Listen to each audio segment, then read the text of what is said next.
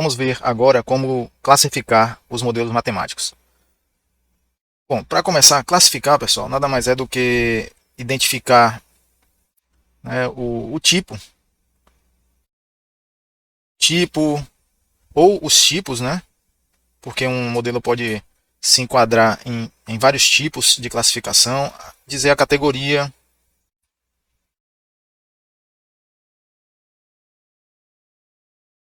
classificar isso, né? Categorizar, separar em grupos. Então veja só, é, classificar um modelo matemático é interessante, é importante porque ao fazer uma classificação,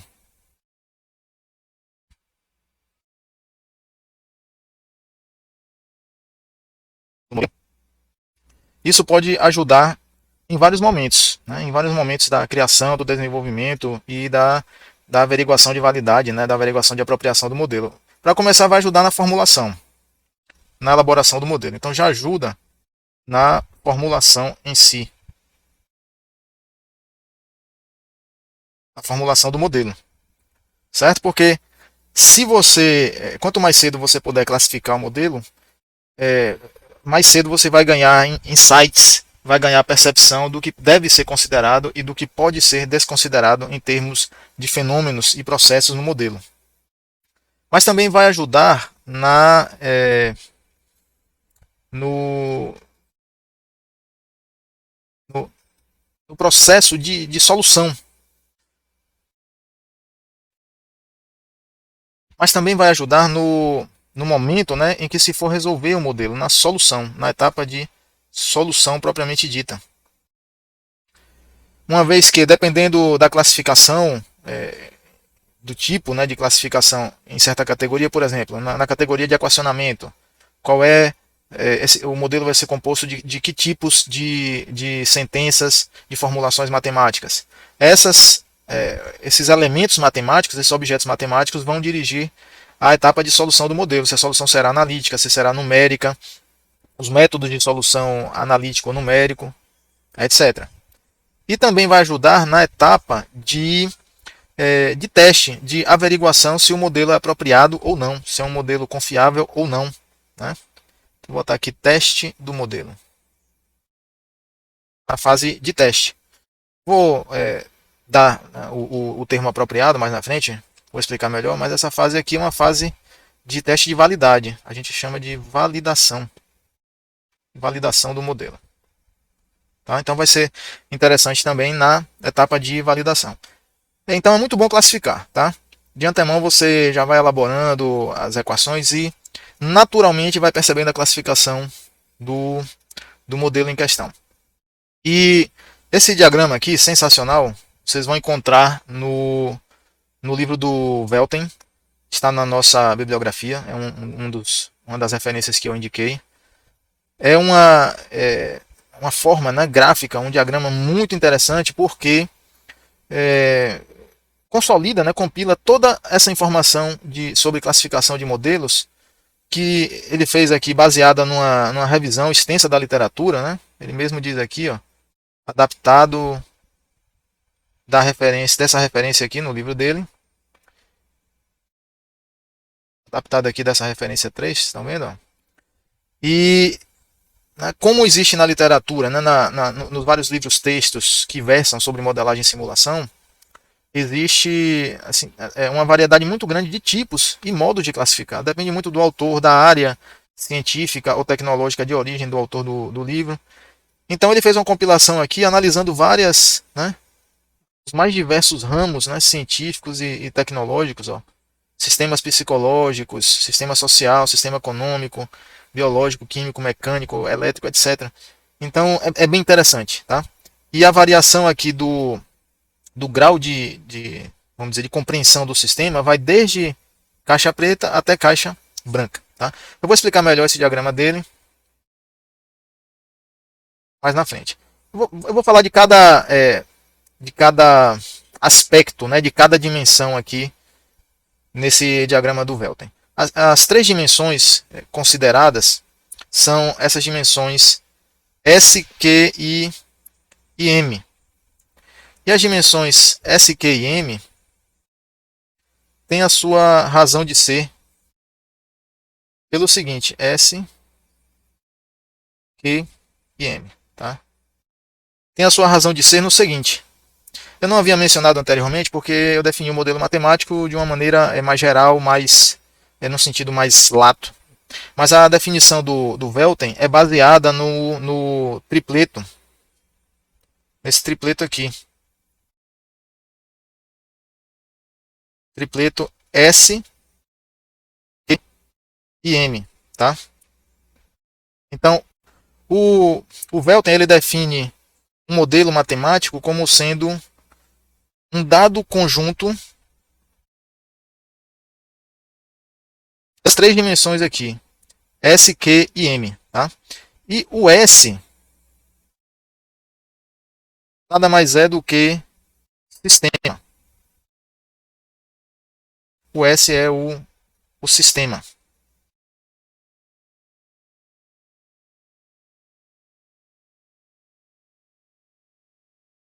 Sistema que está sendo estudado. Né? O Q é a pergunta. A pergunta que estamos querendo responder. A pergunta ou perguntas que estamos querendo responder, que estamos inquirindo sobre o sistema. Ou seja, é o esclarecimento que estamos querendo sobre o sistema. Tá? O que é de question. E o M é a formulação matemática, ou seja, é o modelo em si. Tá? É a representação matemática do modelo. Formulação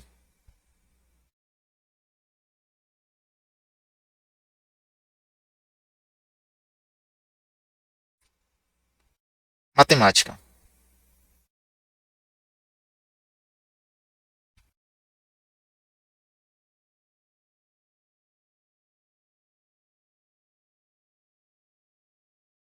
Ok? Então, um sistema, uma pergunta ou mais,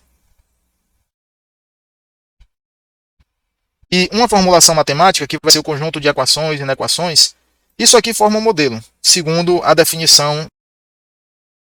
Então, vamos abordar separadamente cada uma dessas dimensões, S, Q e M. Afinal de contas, cada uma delas vai ensejar, né, uma categorização do modelo matemático. Ok? Então vamos começar aqui com o sistema. O sistema pode ser de alguns tipos específicos. Por exemplo, nós podemos ter um sistema que é físico ou conceitual. Tá? Então, quanto ao sistema,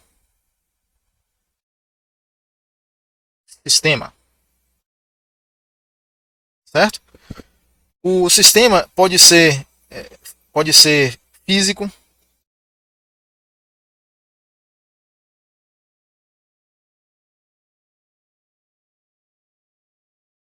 ou conceitual.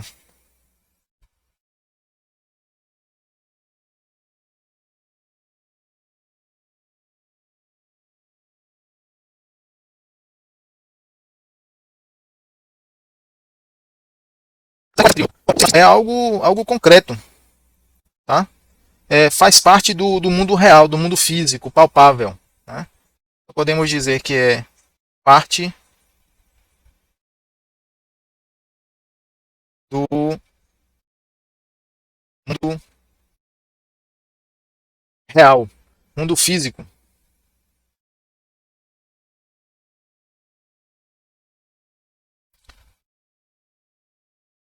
Vou dizer aqui concreto, para ficar mais claro. Ok? Então, do mundo concreto. Já um sistema conceitual é, é abstrato, tá?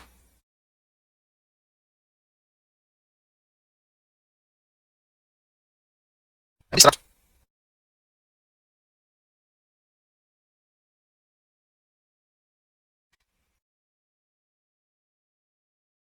Pode ser um conjunto de ideias.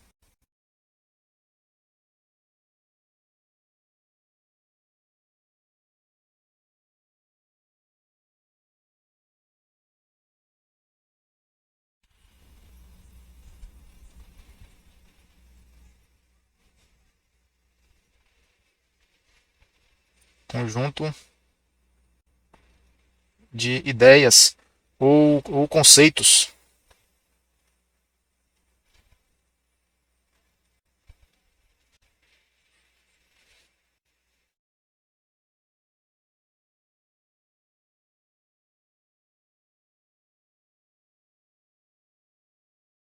Ok?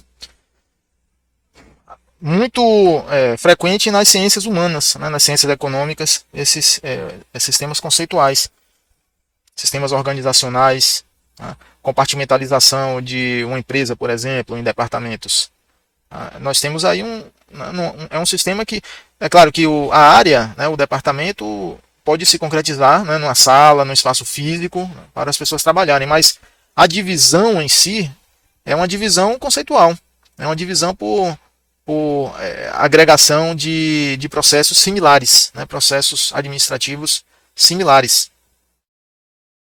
Mas o sistema ele pode ser classificado de outra maneira, né, também. Por exemplo, o sistema ele pode ser natural ou técnico. Tá? Aqui pode ser sistema natural,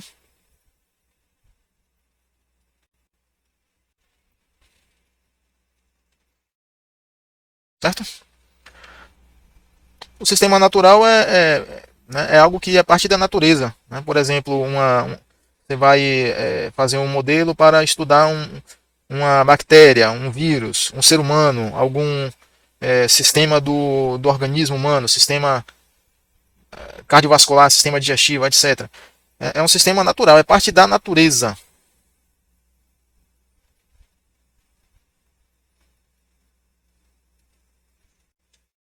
Parte da natureza, tá? Mas uma outra possibilidade é que o sistema seja técnico, né, ou tecnológico. Técnico ou tecnológico, certo? Nesse caso aí, o que está sendo estudado pode ser uma máquina, um circuito eletrônico, né? É um artefato, vou escrever aqui de maneira bem geral, um artefato, tá?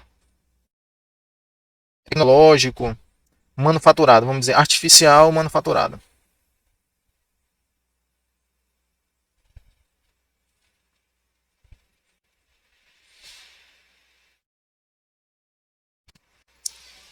Vou colocar tecnológico, um maquinário,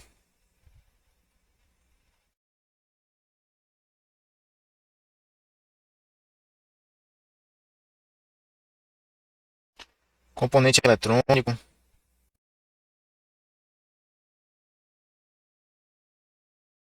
Todos esses são sistemas técnicos, né?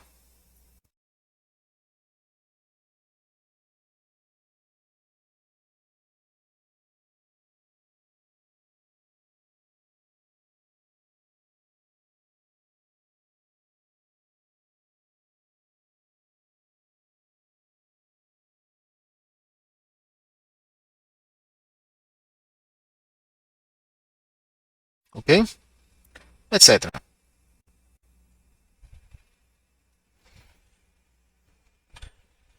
Com relação à dimensão S, né, a dimensão de sistema, o sistema que a gente vai modelar, ele também pode ser determinístico. Vou colocar aqui. Pode ser determinístico,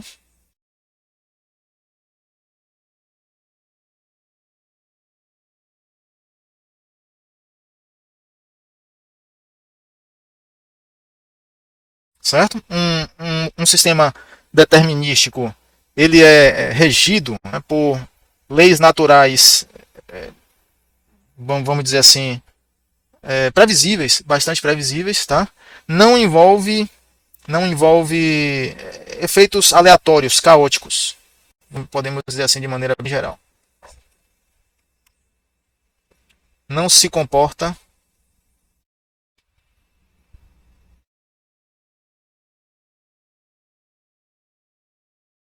aleatoriamente.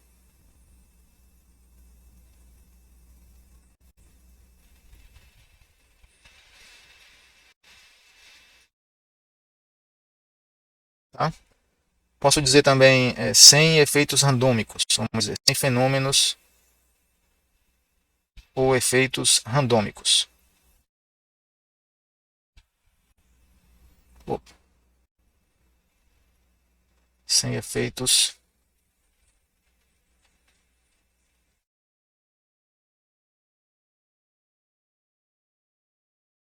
randômicos. Ok? O outro lado aqui dessa moeda são os sistemas estocásticos ou aleatórios.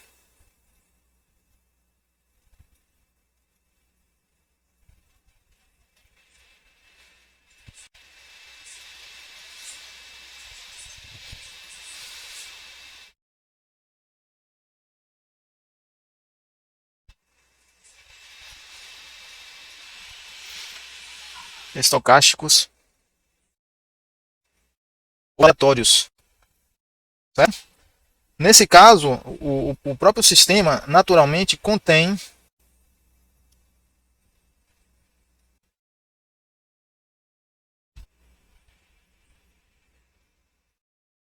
aspectos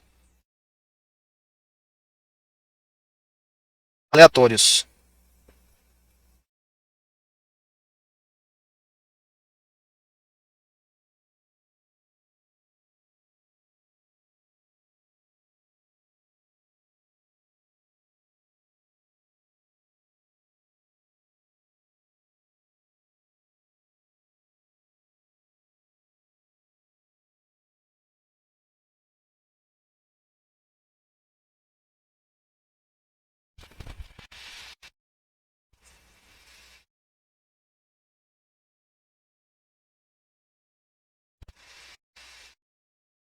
Aleatórios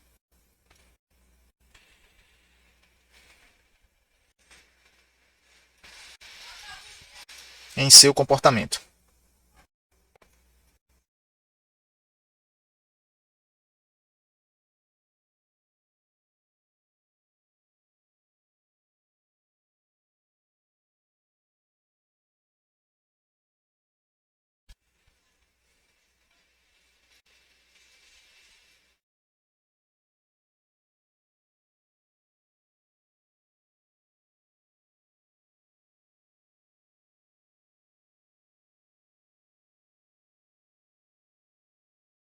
Ok? O sistema também pode ser classificado como contínuo e. Deixa eu mais um pouquinho aqui. Como contínuo e discreto. Então, continuando aqui.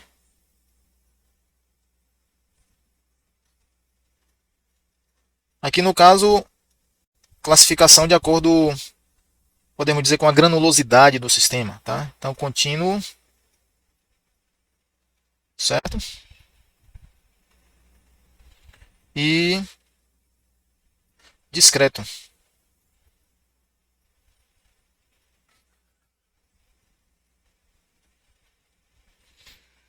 certo? Qual é a diferença entre essas duas categorias? Bom, o sistema que é contínuo, ele é descrito por quantidades que variam continuamente no tempo e no espaço. Tá? Quantidades que descrevem esse sistema, né? Sendo assim, vamos dizer, essas quantidades são representadas por números reais, podemos falar dessa maneira. Então, no sistema contínuo, as quantidades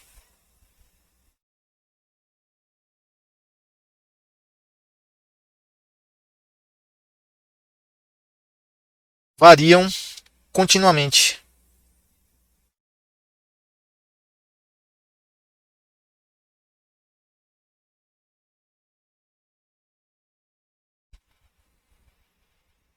Continuamente.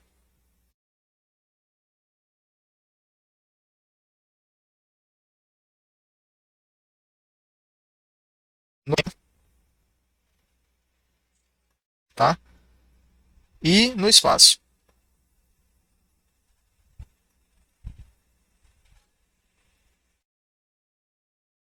Certo?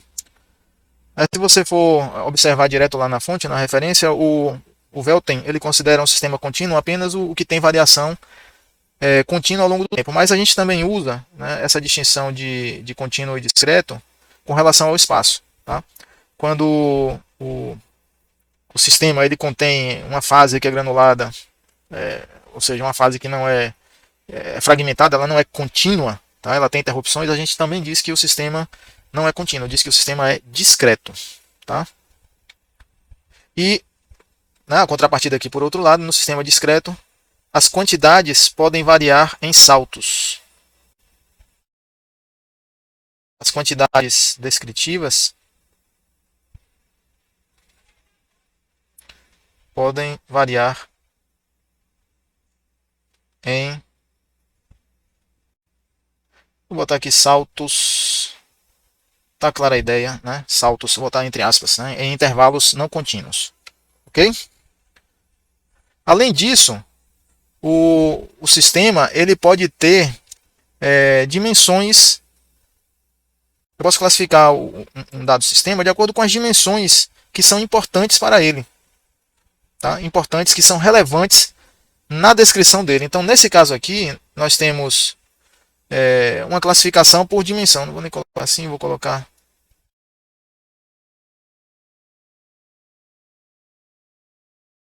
Criar um espaçozinho aqui. Pode ser, pode variar de acordo com a dimensão. Ok? Vou botar assim.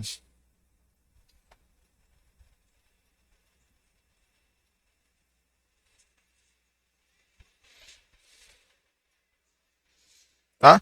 E essa dimensão ela pode ser unidimensional, né? Uma dimensão relevante, bidimensional ou tridimensional. Normalmente nós até designamos por essas abreviaturas aqui, ó, 1D, 2D e 3D. Certo? Por exemplo, um campo de temperatura que a distribuição de temperaturas varia com as três dimensões, digamos T de X, Y e Z. Num caso desse, nós temos o sistema, né, tridimensional. Ok? O sistema ele é naturalmente tridimensional e o modelo pode ser, né, se realmente é importante essa variação com as três dimensões, o modelo ele terá que ser tridimensional também. Certo? Às vezes o sistema ele é, digamos, tridimensional, ele tem variação nas três dimensões, mas em uma dimensão a variação é muito grande, muito maior do que o gradiente é muito maior do que nas outras dimensões. Aí nesse caso eu posso acabar equacionando através de um modelo que terá apenas essa dimensão representada, será unidimensional. Tá? E por último, né, o sistema ele também pode ser classificado de acordo com o campo de estudo, né, o campo de aplicação. Tá? Vou chamar aqui de campo ou área de conhecimento.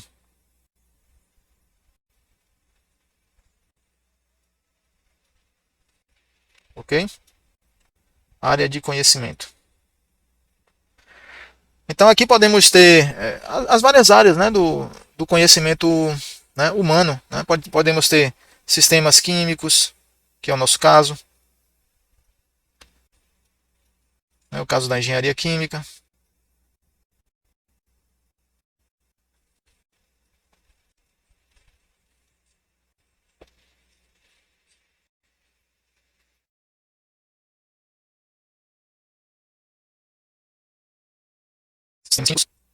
Podemos ter sistemas biológicos.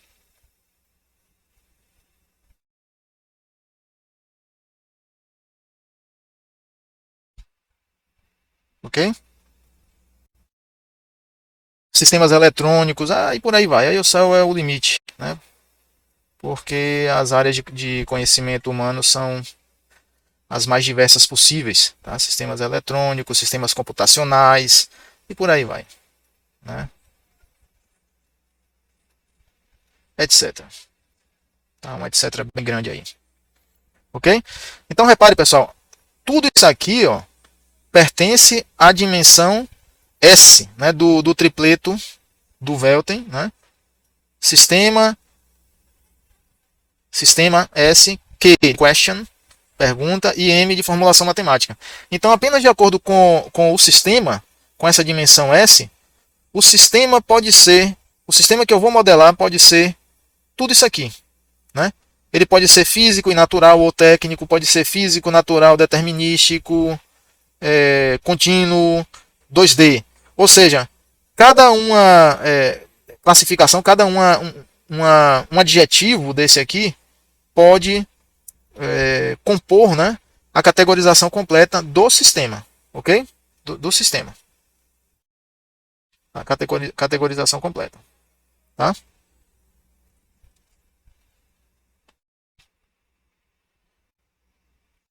Vou voltar aqui. Certo. Então agora vamos para outra dimensão, que é a dimensão do que, né? Question. A dimensão da pergunta. Tá? E com relação à pergunta, vou botar aqui. Pergunta.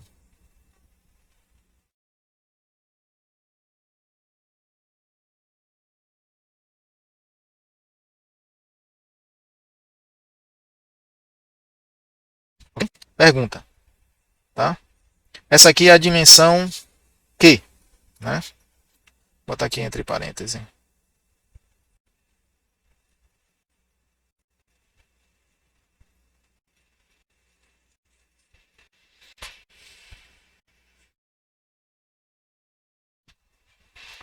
Dimensão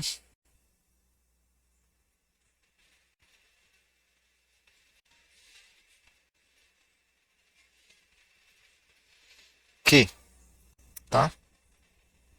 Segundo a categorização do Velter. Então veja, com relação à dimensão da pergunta, né, a pergunta está ligada, né, à forma como nós vamos descrever o sistema também, mas ao grau de conhecimento que nós temos do sistema. Tá? Então, com relação à pergunta que eu vou fazer, eu posso fazer uma pergunta que é geral, vamos dizer assim, uma pergunta que é bem abrangente sobre o sistema que eu estou estudando, ou uma pergunta que é muito específica em relação ao interno do sistema, a um determinado mecanismo interno do sistema. Tá? Então, aí, para começar, nós já vamos categorizar de uma forma que já é conhecida, porque eu comentei anteriormente já. O modelo, ele pode, o modelo, né, no caso aqui, com relação ao tipo de pergunta que é feito, ou que se tenta explorar, né, sobre ele, o tipo de conhecimento que se tenta explorar, ele pode ser mecanístico. Já havia comentado isso com vocês. Pode ser mecanístico. Ou pode ser fenomenológico.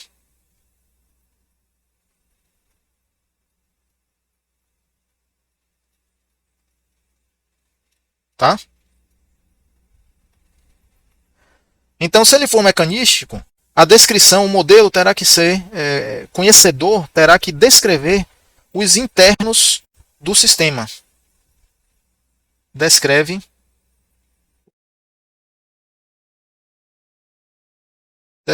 os mecanismos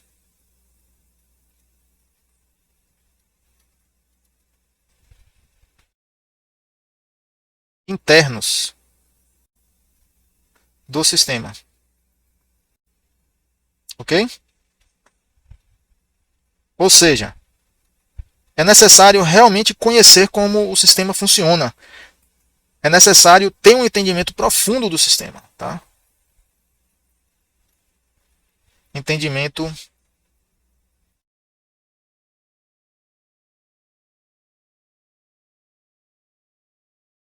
mais profundo do sistema.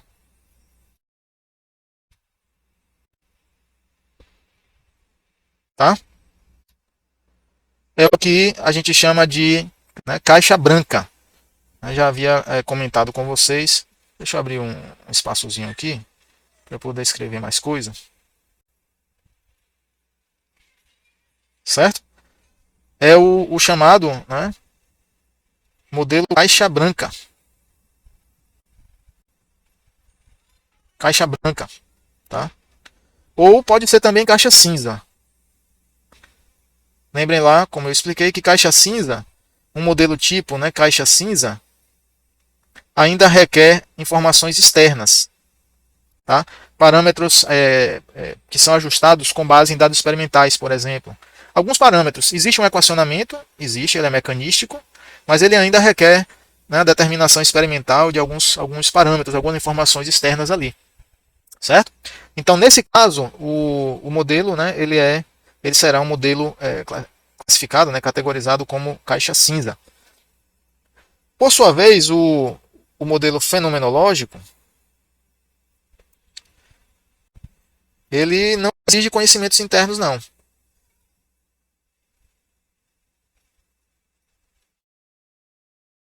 Certo? Ele simplesmente relaciona entrada e saída. Tá? Lembrem lá de quando eu expliquei modelos, sistemas entrada e saída, né? São representados por um bloco que recebe uma informação de entrada, uma variável de entrada, um parâmetro de entrada, processa internamente e devolve uma saída.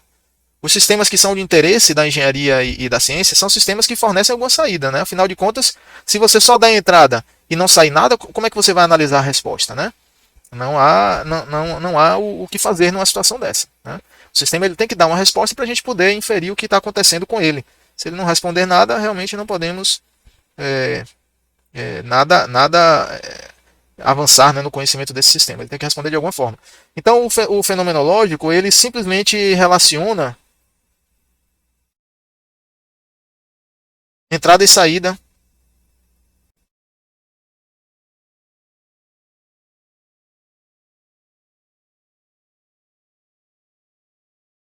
Relaciona entrada, saída,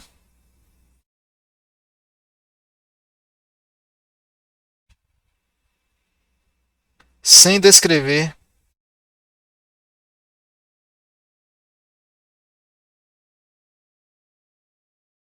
a mecânica do sistema.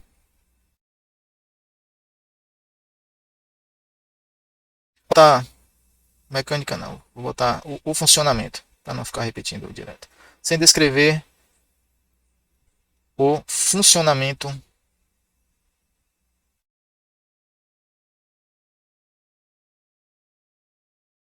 interno. Pronto, fica melhor assim. Ok? Interno de seus componentes, melhor ainda.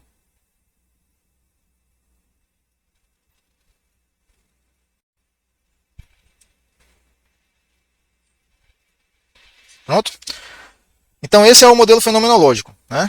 É também o chamado, né, modelo de caixa preta. Tá? Vou botar aqui embaixo. Ó. Caixa preta.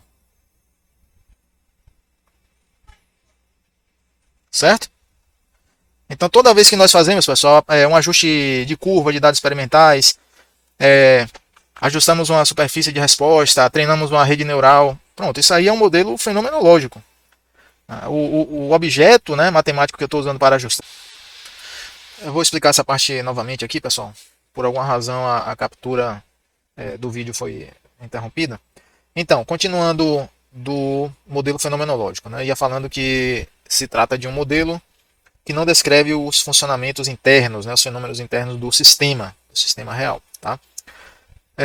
Ainda, né, nesse quesito, né, nessa dimensão do questionamento que o modelo vai responder, o modelo poderá ser estacionário ou transiente, certo? Então, o modelo estacionário ele é um modelo no qual nem nem bom, já é uma expressão conhecida, né, nossa, uma expressão conhecida de vocês. O modelo estacionário ele é um modelo de regime permanente, né, como a gente diz, tá? E o modelo um sistema de regime permanente, ele não varia com o tempo. Então, nenhuma variável de estado ou parâmetro sofrerá variação ao longo do tempo, certo? Então aí nada varia ao longo do tempo. Já em um modelo transiente, alguma variável de estado ou parâmetro sofrerá alteração ao longo do tempo. Basta uma, certo?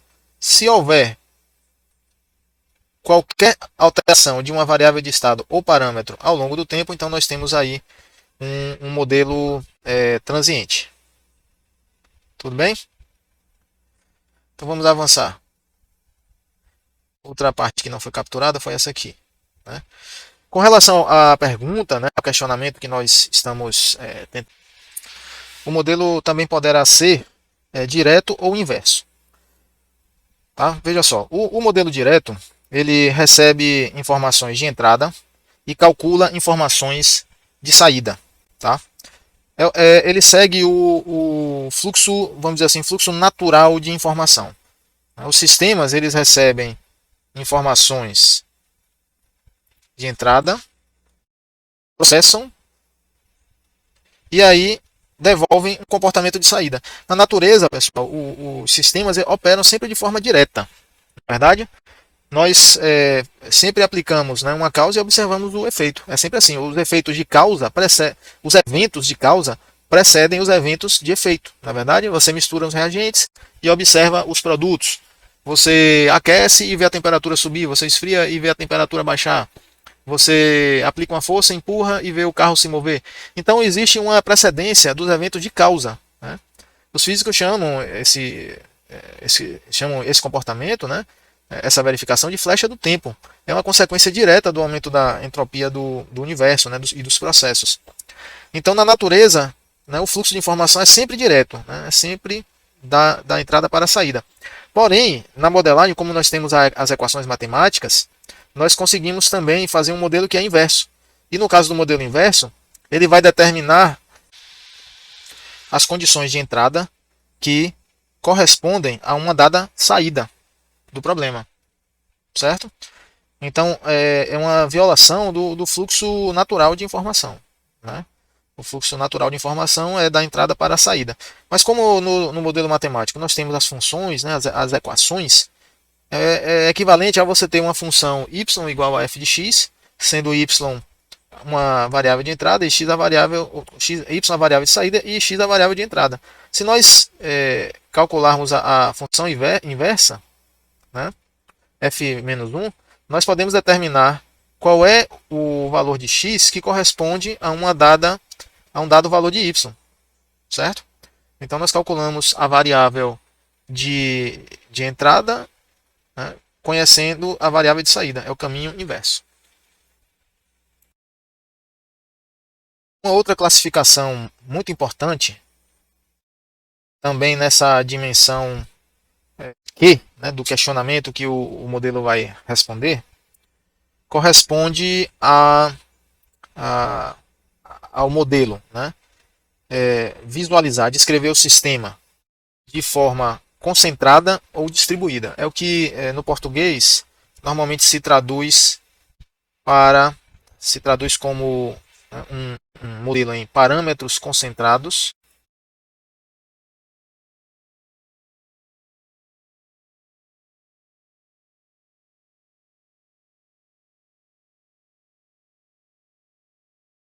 ou distribuídos.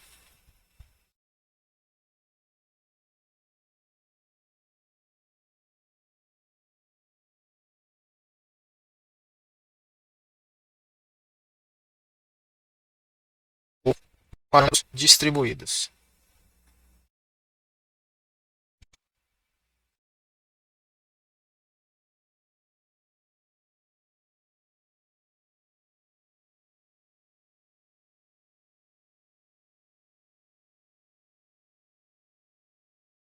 Tá? Repare que essa terminologia que é usada no português, né, ela não. Eu acho que os termos no inglês são mais precisos. Né? No inglês, parâmetros concentrados, né, o pessoal chama de lumped. Escreve assim.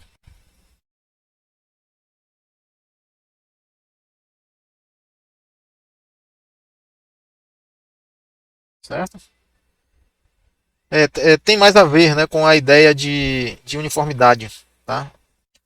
Mas veja, parâmetros concentrados, quando a gente diz, né, que um modelo ele é de parâmetros concentrados, significa dizer que nem variáveis de estado,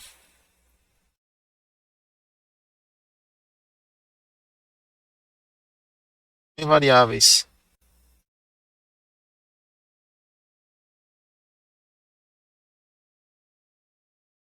de estado,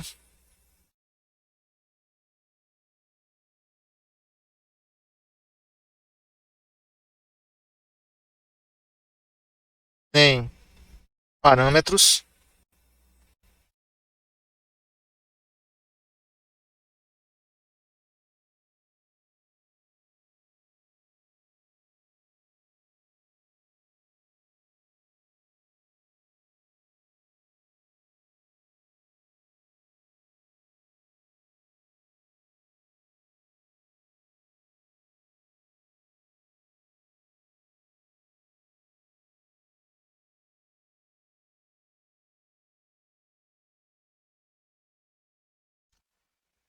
nos modelos de parâmetros concentrados, nem variáveis de estado, nem parâmetros variam com a posição.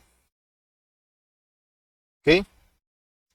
Então, simplesmente, o, o modelo não tem variações espaciais. É um modelo sem variações espaciais.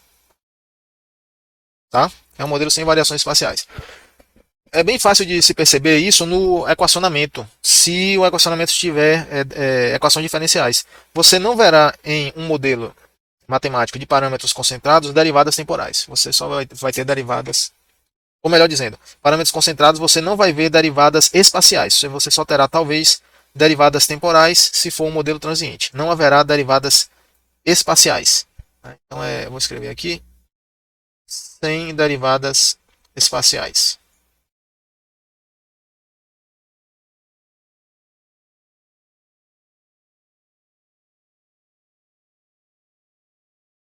Ok? Pois bem, no caso dos modelos de parâmetros distribuídos, pelo menos uma variável de estado ou parâmetro varia com a posição.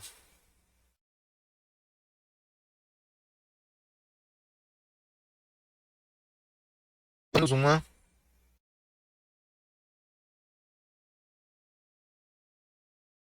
variável de estado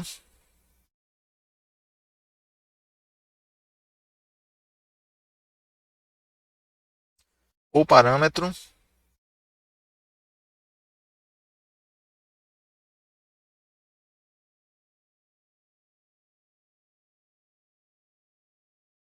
depende da posição. Vou colocar assim. Depende da posição.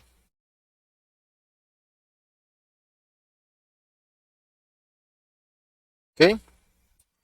Então significa que o modelo captura variações espaciais, coisa que o modelo de parâmetros concentrados não captura.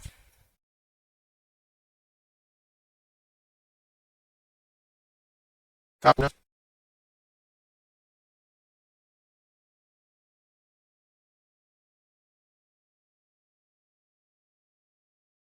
variações espaciais.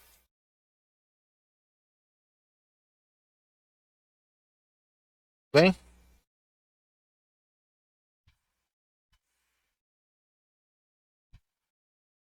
Para finalizar, vamos ver agora a dimensão M, né, que é modelo propriamente dito, né, ou no caso a formulação matemática, né, do modelo. Que é a formulação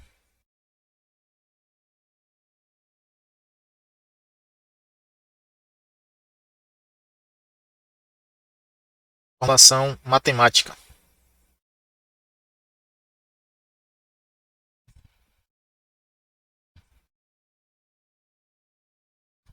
Ok?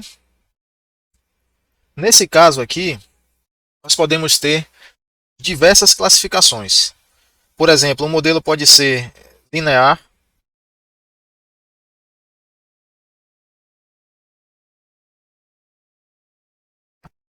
nesse caso, o modelo linear ele vai possuir ou derivadas, né, ou funções matemáticas que contêm apenas operações lineares. apenas operações lineares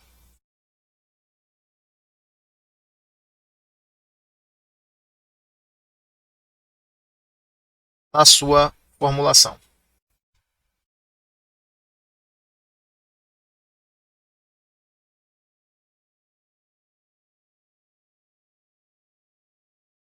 Então, se tiver na formulação qualquer operação ou derivada, por exemplo, de uma variável multiplicando a própria variável, é um componente não linear aí.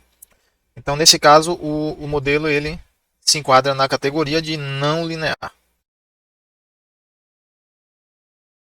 Isso tem um impacto, pessoal, tremendo na resolução, tá? Porque é muito mais fácil e muito mais conveniente resolver equações lineares.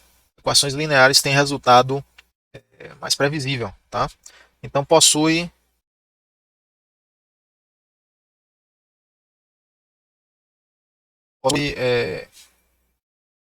botar melhor. Qualquer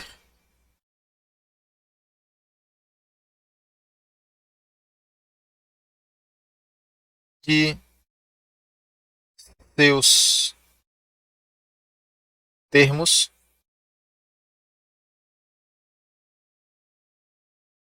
ou componentes matemáticos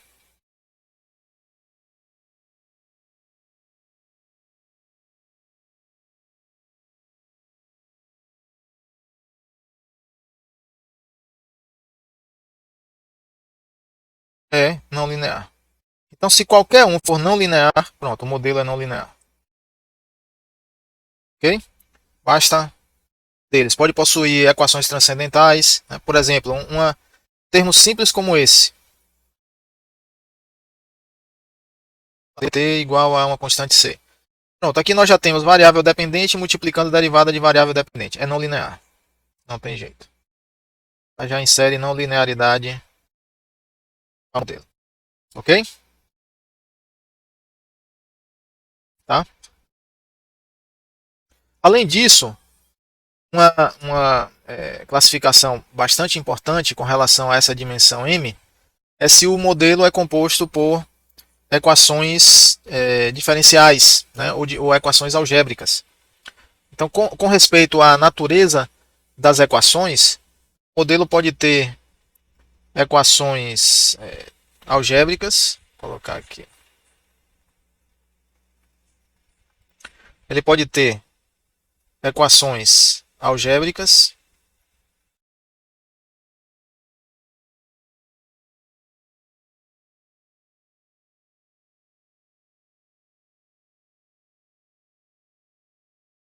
e também pode ter equações diferenciais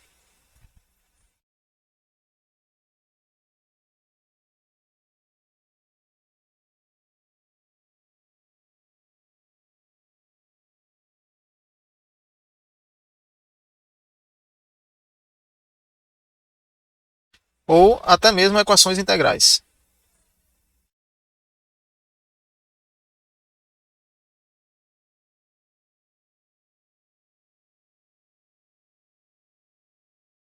Certo?